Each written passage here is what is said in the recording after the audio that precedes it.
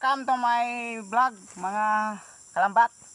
So dito tayo sa ating munting gulay.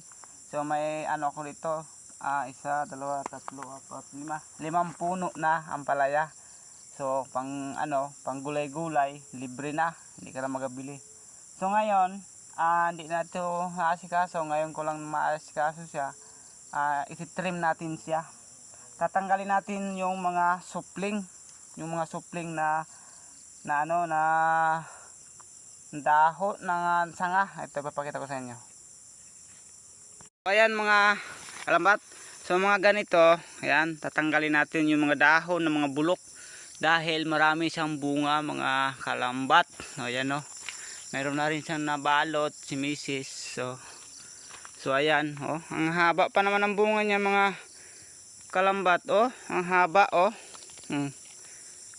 mahaba siya mga kalambat. Ito mga kalambat yung pinabinhi ko lang dati, yung may ampalaya pa ako. May nabuhay pa rin ako mga kalambat. Kaya aasakasuhin natin siya para kahit pa paano makapaggulay-gulay. May mga bunga, maganda, haba.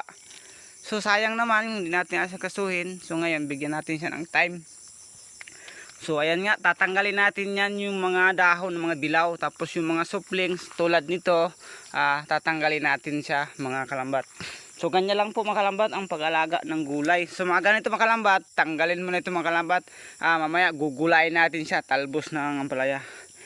So ayan lilinisin natin siya. Yung maiiwan dyan sa baba mga kalambat, yung pinakapuno. Ayan pataas, tatanggalin natin yung mga So ayan mga kalambat, sa pag-aabono nga pala ng ampalaya, ituturo ko naman sa inyo. Bago sa ampalaya naman mga kalambat, ito aabono ko dito yung urea, 14 pilpos. Yan, pilpos siya sa ampalaya. Depende sa kung anong sa inyo iabono nyo, sa akin pilpos. So ang pag-aabono sa puno ng ampalaya, bawa sa puno, mga isang dangkal galing sa puno mismo, ilayo-layo natin sa ating halaman dahil kasi masusunog yung ugat niyan. Kailangan ilayo-layo natin. So pag abono kalambat, ganito lang mga kalambat gusto nyong mabugbog yung abono, dami-damihan nyo na. Ayan, sa akin abono ko sa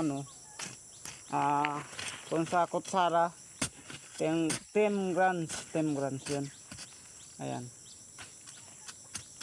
Tapos hindi nawawala yung urea.